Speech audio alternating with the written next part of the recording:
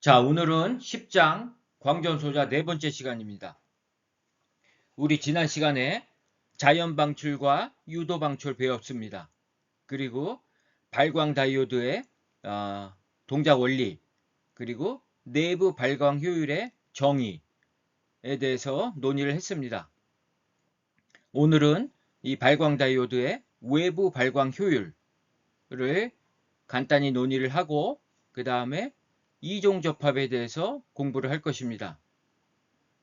우리 지금까지 주로 실리콘의 호모 접합만 다루어 왔습니다. 즉 물질이 같은 물질을 서로 접합했을 때 일어나는 에너지 밴드 다이어그램, 내부 전개, 전위, 궁핍층의 폭 이런 것들 주로 다뤄왔는데 이번에는 서로 물질이 틀린 그리고 밴드갭도 틀리고 여러 가지 특성들이 서로 다른 두 물질을 접합했을 때 동일하게 에너지 밴드 다이어그램, 내부 전개, 궁핍층의 폭 이런 것들을 논의할 것입니다. 이 이종 접합은 다소 조금 어려운 부분이 있습니다. 그래서 학부 과정에서 상세히 다루지 않는데 사실 우리 광전 소자라든가 초고속 소자, 햄트라고 합니다. 이러한 소자들을 다루는 데 있어서 이 이종 접합이 아주 필수적입니다. 그래서 대학원에 진학을 하게 되면 혹시 이런 이종 접합을 다룰 기회가 있다고 한다면 이 부분을 아주 상세히 잘 배워야 됩니다.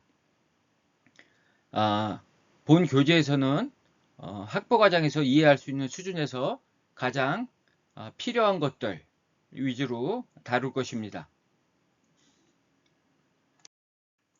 그리고 LED나 LD를 본 교재에서 다룰 것인데요.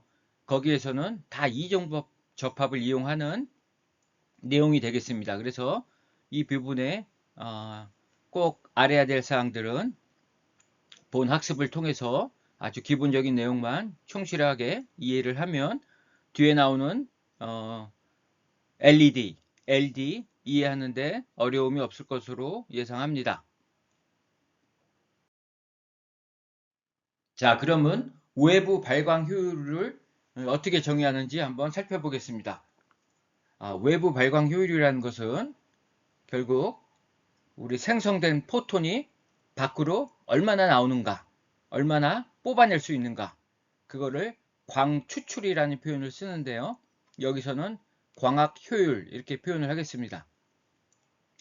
자, 내부에서 아무리 포톤을 100% 형성을 시킨다 할지라도 그것이 우리 눈으로 보이게끔 밖으로 나오는 데 있어서 굉장히 많이 빛이 소실이 됩니다. 그 이유는 바로 굴절률 차이 때문인데요. 그러한 내용들을 여기서 다룰 것입니다. 그래서 외부 발광 효율이라는 것은 예타 EQE, External Quantum Efficiency, 그래서 외부 양자 효율이라고도 얘기를 합니다.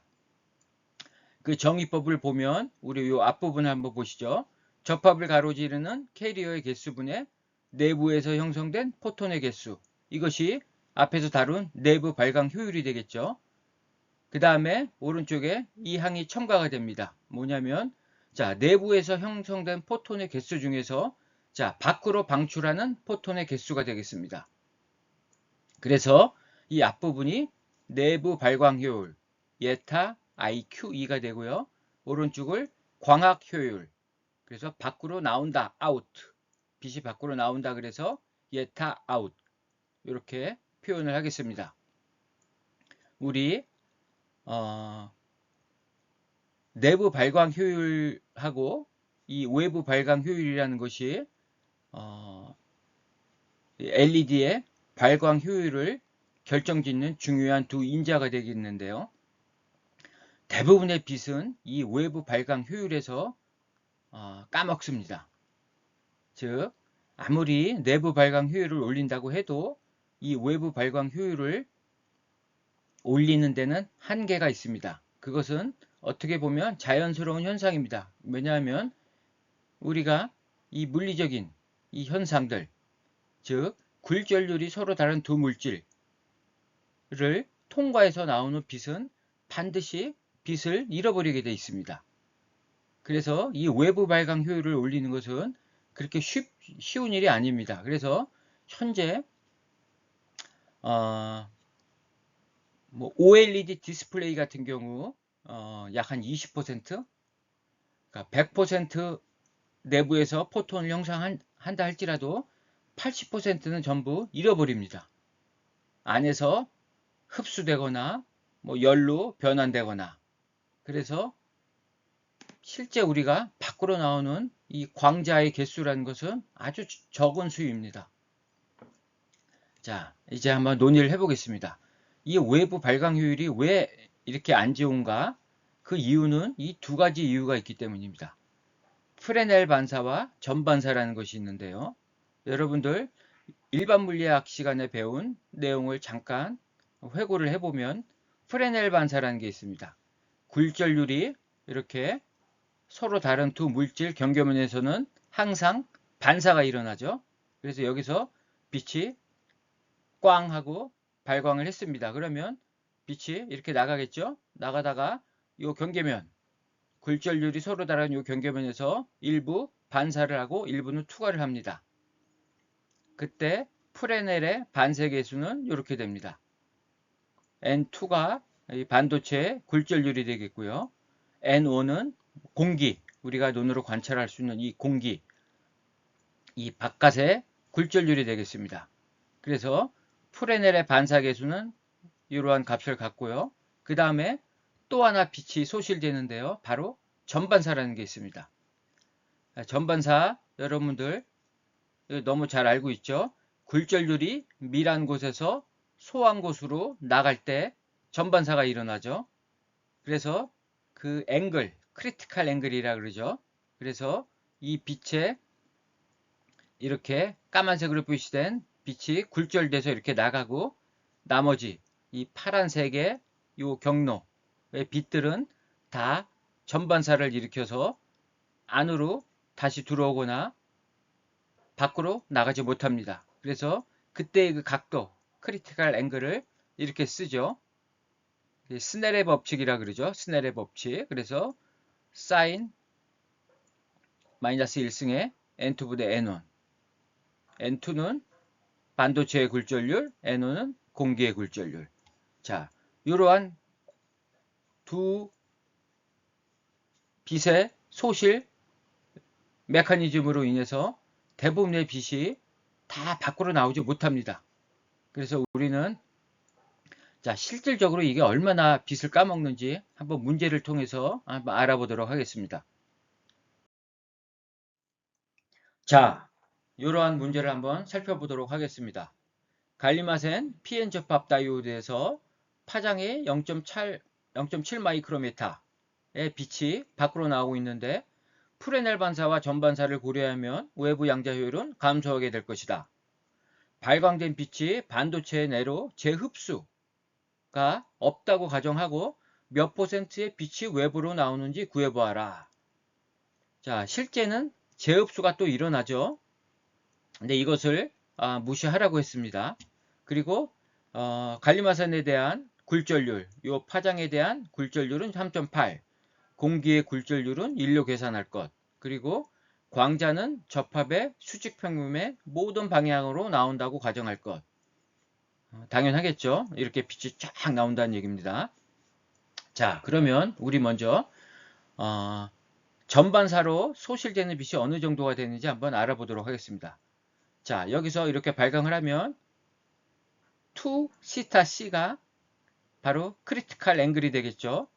자, 요 사이에 있는 빛만 나온다는 겁니다. 이렇게 요 범위에 있는 빛만 나오는 거고, 요거보다도 각도가 더 크게 입사된 빛들은 이렇게 밖으로 못 나오고 이렇게 안으로 꺾인다는 얘기죠. 그래서 크리티컬 앵글을 구해보면 이렇게 되죠. 갈리마센의 굴절률, 공기의 굴절률. 그래서 시타 C는 15.3도가 나옵니다. 그래서 2 시타 C를 구해보면 대략 30.6도. 그래서 빛이 360도로 다 퍼져나가죠. 360도로 퍼져나가는데 그 중에 30.6도에 해당하는 빛만 밖으로 나온다는 얘기입니다.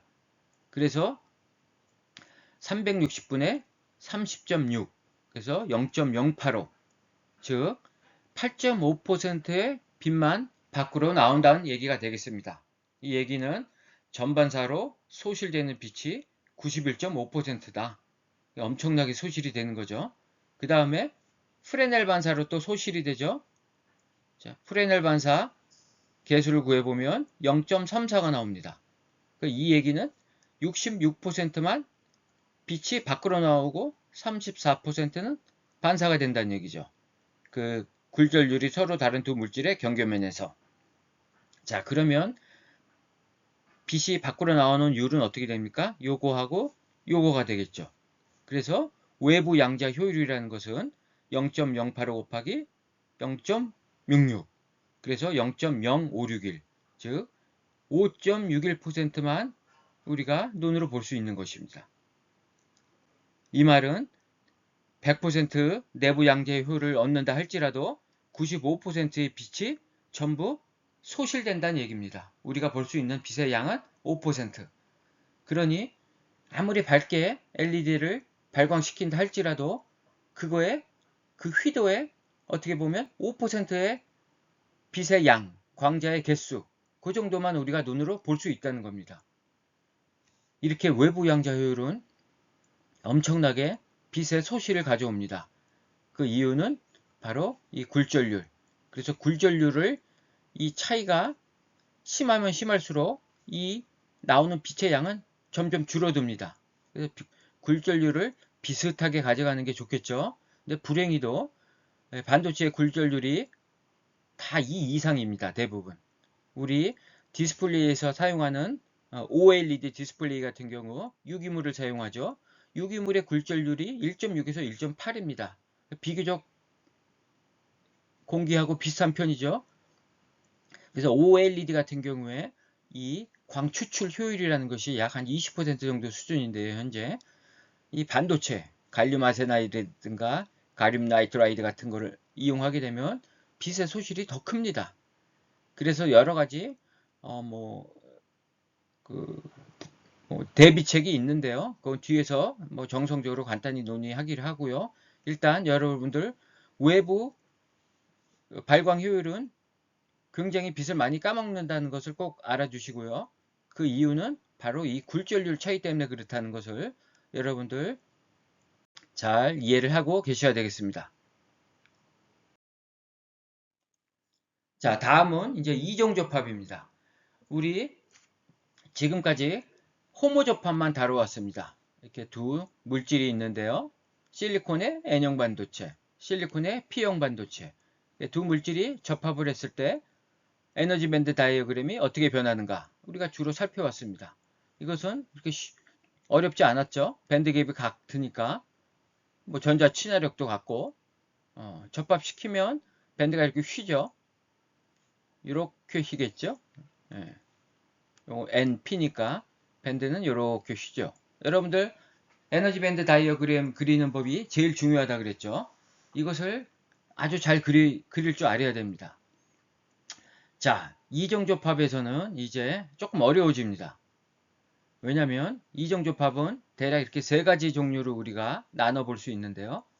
자, 이렇게 밴드갭이 서로 다른 두 물질 접합을 합니다. 접합하면 이 경계면에서 불연속이 되겠죠. 이건 다 연속이었는데 불연속이 일어납니다. 뭔가 복잡해질 것 같은 느낌이 들죠. 이런 형태가 있고 또 이런 형태도 있습니다. 이렇게 완전히 이렇게 겹치는 형태가 있고 이렇게 반쯤 걸치는 형태, 그리고 아예 겹치지 않는 형태, 여러 가지 형태가 있을 수 있습니다. 이렇게 여러 가지 형태가 존재하는 이유는 이 물질이 갖는 전자 친화력이 서로 다르기 때문입니다. 그래서 이런 형태가 생길 수도 있고 이런 형태가 생길 수도 있고 또 이런 형태가 생길 수도 있고, 우리가 주로 다룰 것은 이 형태만 다루겠습니다. 이러한 것도 실제 있습니다. 2,6 화합물 반도체나 3,5 화합물 반도체에서 여러 가지 유형의 물질들이 있는데요. 이러한 것들을 이렇게 조합해서 에너지 밴드 다이어그램을 우리가 자유자재로 바꿀 수 있는 뭐 그러한 분야가 있는데요. 그것을 이제 밴드갭 엔지니어링이라고 합니다. 뭐 여기서는 다루지 않을 것입니다. 우리는 요 하나만 다룰 것인데요. 자, 이런 경우에 자, 밴드가 어떻게 휘고 뭐 어떻게 내부 전개가 형성이 되고 도대체 어떤 모양을 가질지, 그리고 이걸 갖고 뭘 이용을 할 것인지 그러한 것들을 이제 주로 다루게 될 것입니다. 자, 접합 전후의 에너지 밴드 다이어그램을 한번 살펴보겠습니다. 복잡하죠? 자, 왼쪽은 N 플러스 반도체, 오른쪽은 P 반도체. 자, 페르미 준위가 이렇게 형성이 되겠죠? 그리고 이거 전자 친화력이죠?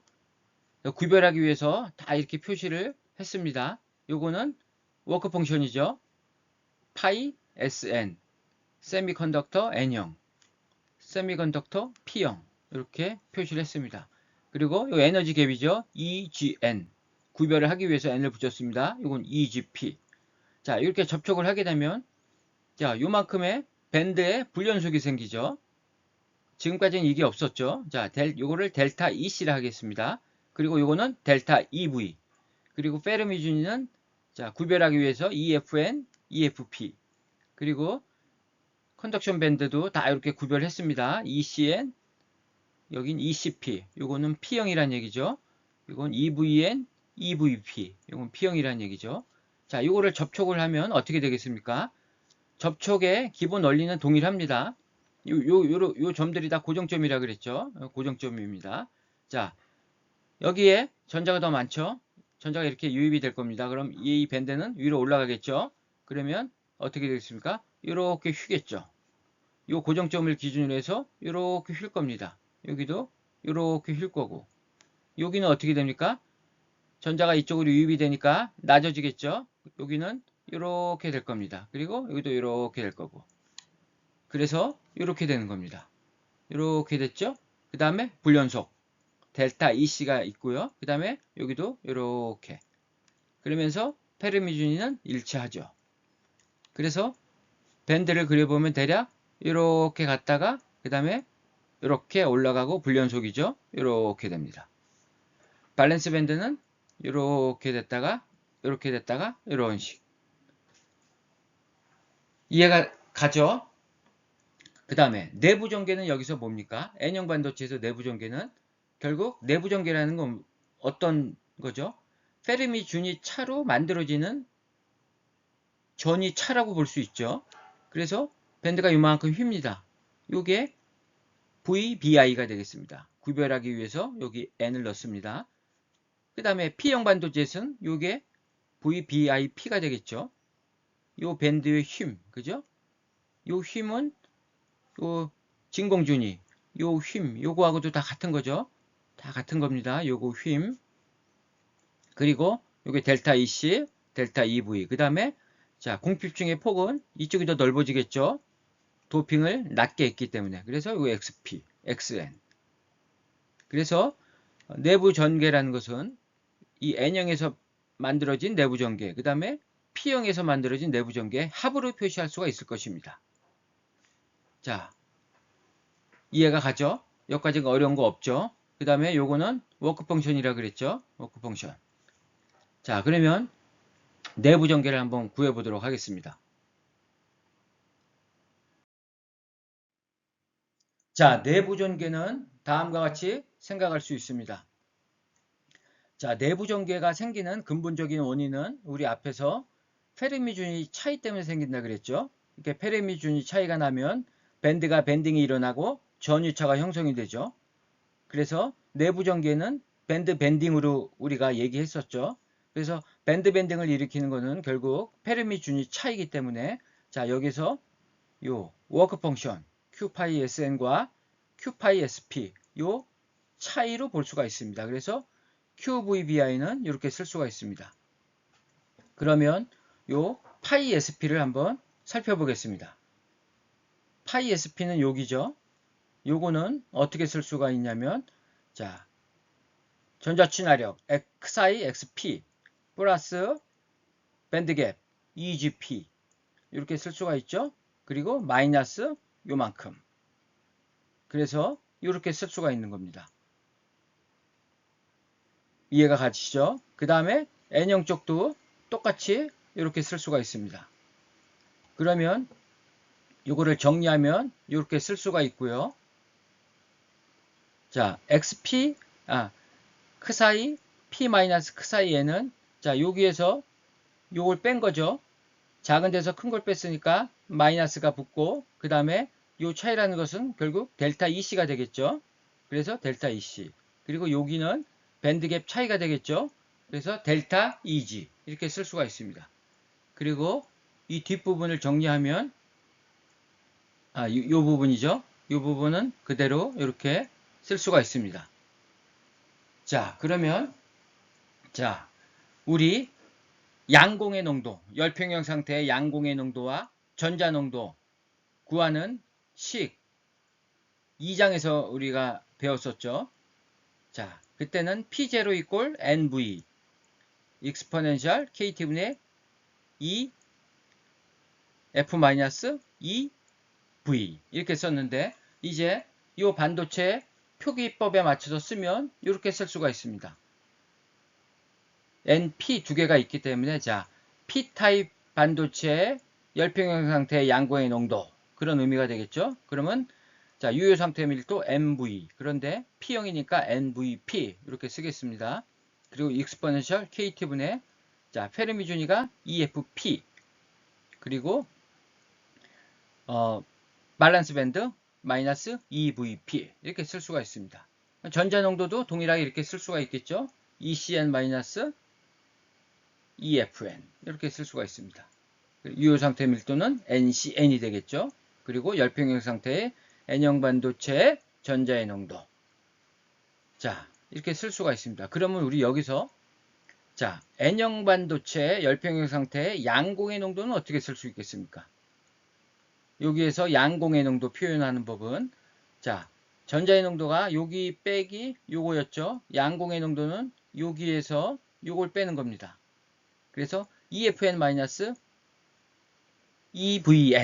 이렇게 쓸 수가 있습니다. 그래서 이렇게 되는 겁니다. 이거 이해가 가시죠? 이해를 하셔야 됩니다.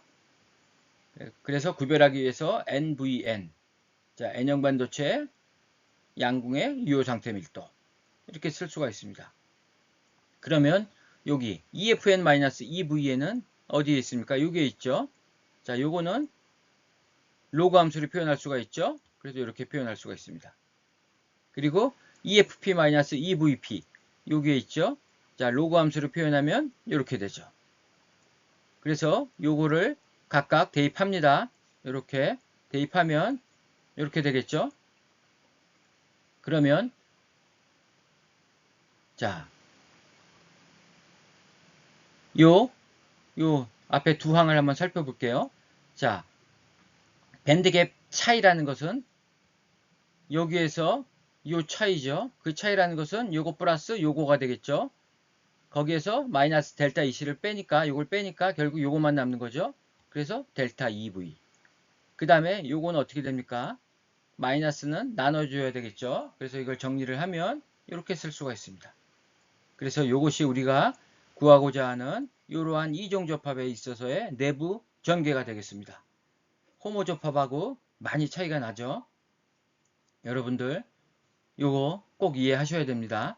수학적으로 어려운 것도 없고 개념을 잘 이해를 해야지만 이것들을 다 이해할 수가 있습니다. 자, 오늘은 뭐 여기까지만 하고요. 다음 시간에는 이제 전위, 그 다음에 공피층의 폭 이런 것들도 한번 같이 구해 보겠습니다. 여러분들 이 이종접합은 뒤에서 나오는 레이저 다이오드, 그 다음에 발광 다이오드 이런 것들 논의할 때 종종 사용하는 거기 때문에 여러분들 잘 이해를 하셔야 되고 특히 대학원을 진학해서 이러한 화합물 반도체를 이용해서 여러 가지 밴드갭 엔지니어링을 한다 그럴 때 이것은 필수적으로 알아야 될 사항들입니다. 자, 오늘은 강의를 여기서 마치도록 하겠습니다.